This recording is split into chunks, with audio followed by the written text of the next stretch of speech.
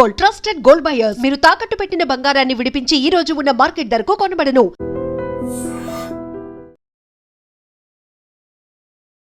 హైదరాబాద్ నుంచి హుబ్లీ బయలుదేరినటువంటి విమానం ఇంకా హుబ్లీ కొద్దిసేపట్లో వెళుతుందనగా ల్యాండ్ అవుతుందనగా సాంకేతిక సమస్య వచ్చింది. వాతావరణం అనుకూలించలేదు.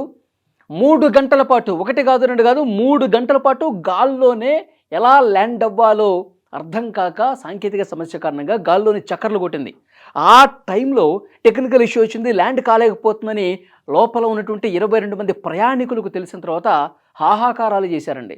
భయంతో వణికిపోయారు. ఆ 2 చేతుల్లో ప్రాణాలు పెట్టుకుని వాళ్ళు హడలెత్తిపోయినటువంటి పరిస్థితి. ఒక్కసారి ఇక్కడ దృశ్యాలు కూడా మీకు క్లియర్గా చూపిస్తాను చూడండి.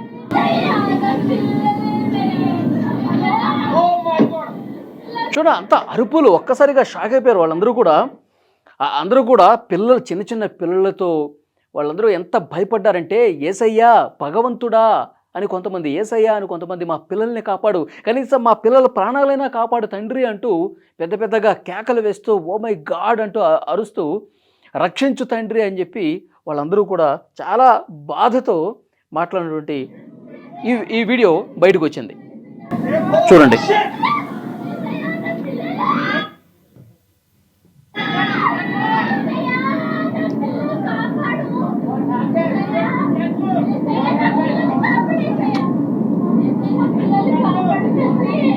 అంటే షేక్ అయిపోతుంది విమానం గాల్లోనే ఉంది.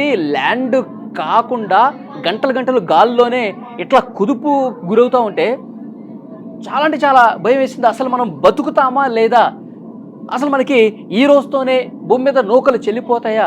ఎందుకంటే చిన్న చిన్న పిల్లలు వేసుకుని వాళ్ళందరూ కౌగిలించుకుని హత్తుకొని చాలా భయంతో బాధతో వాళ్ళందరూ కూడా ఉన్నటువంటి పరిస్థితి ఉంది. ఒకసారి ఇక్కడ ఈ విజువల్లో చూడండి.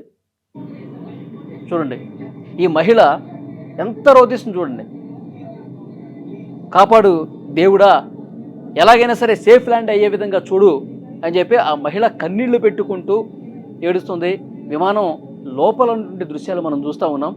3 గంటల పాటు లిటరల్గా అసలు షేక్ అయిపోయారు. అందరూ కూడా కన్నీళ్లు పెట్టుకుంటున్నారు. మొత్తం 3 దేవతలను కూడా ప్రార్థిస్తున్నారు. ఎలాగైనా సరే మమ్మల్ని కాపాడు, ఎలాగైనా సరే మమ్మల్ని సేఫ్ ల్యాండ్ చేయని చెప్పి. ఎందుకంటే విమాన ప్రమాదాలు ఎంత భయంకరంగా జరిగాయో మనందరికీ తెలుసు.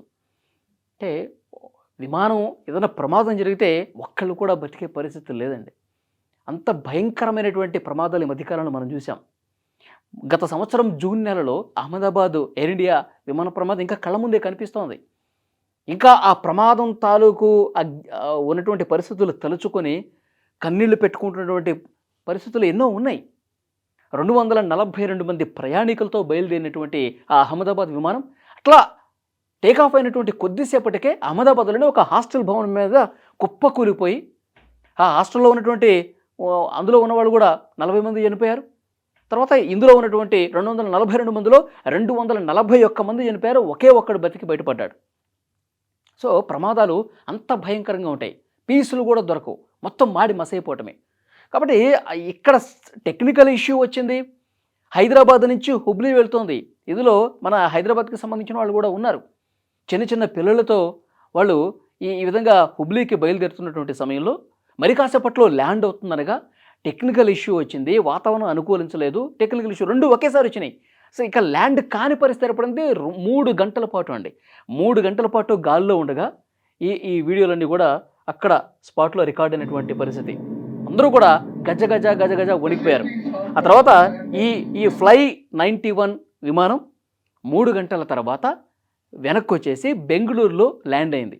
బెంగళూరులో ల్యాండ్ అయిన తర్వాత మళ్ళీ వాళ్ళు అంతా సెట్ చేసుకుని 6:30కి మళ్ళీ టేకాఫ్ అయి హుబ్లీ చేరుకుంది. రాత్రి 11 అయిందంటే హుబ్లీకి వెళ్ళేసరికి.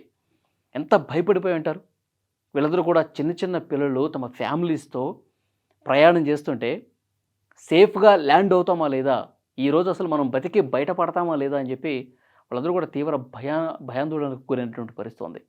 సో వీళ్ళు వాళ్ళ కుటుంబ సభ్యులకు ఇన్ఫర్మేషన్ ఇచ్చారు. వెంటనే వీళ్ళు బెంగళూరులో, హుబ్లీలో దిగాల్సింది బెంగళూరులో సేఫ్ ల్యాండ్ అయిన తర్వాత వాళ్ళ కుటుంబ సభ్యులకు ఫోన్లు చేసి తమ బిడ్డల్ని హత్తుకుని మరీ గంట పాటు రోధించారండి.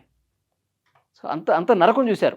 ఏదో టెక్నికల్ ఇష్యూ వచ్చింది, గాల్లో కాసేపు చక్కర్లు కొట్టింది, మళ్ళీ వేరే సిటీకి వెళ్ళి ల్యాండ్ చేసింది. ఇదేదో గంటలు అయిపోలా.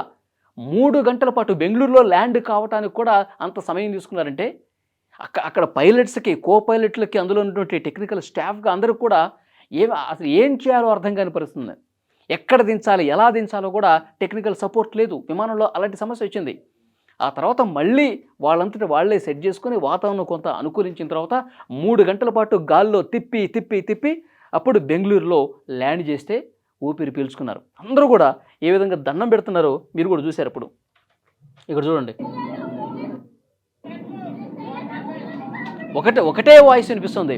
ఏసయ్యా, మా పిల్లలన్నా కాపాడు తండ్రి, భగవంతుడా, 3 పిల్లలు ఉన్నారు, చిన్న పిల్లలు ఉన్నారు, కాపాడు తండ్రి అంటూ చాలా అంటే చాలా భయానికి గురైపోయి, ప్యానిక్ అయిపోయి, ఇంకా మనకు జీవితం లేదా, ఈ రోజుతోనే ఎండ్ అయిపోతుంది అన్నటువంటి భయం, ఆందోళన వాళ్ళకి కనిపించింది.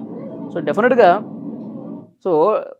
సేఫ్టీ ఎంతవరకు ఉంది, విమానాలన్నీ కూడా సరిగ్గా బయలుదేరే ముందు చెక్ చేసుకుంటున్నారా లేదా? ఎందుకంటే ఒక్క ప్రమాదం ఎన్ని కుటుంబాల్లో విషాదాన్ని తీసుకొస్తుందో మాటలకు అందనటువంటి విషాదం అది. సో డెఫినెట్గా ఒక్క ప్రమాదం కూడా భవిష్యత్తులో జరగకుండా ఉండాలంటే అందుకు తగ్గటువంటి రక్షణపరమైనటువంటి, భద్రతాపరమైనటువంటి చర్యలు తీసుకోవాల్సినటువంటి అవసరం ఉంది.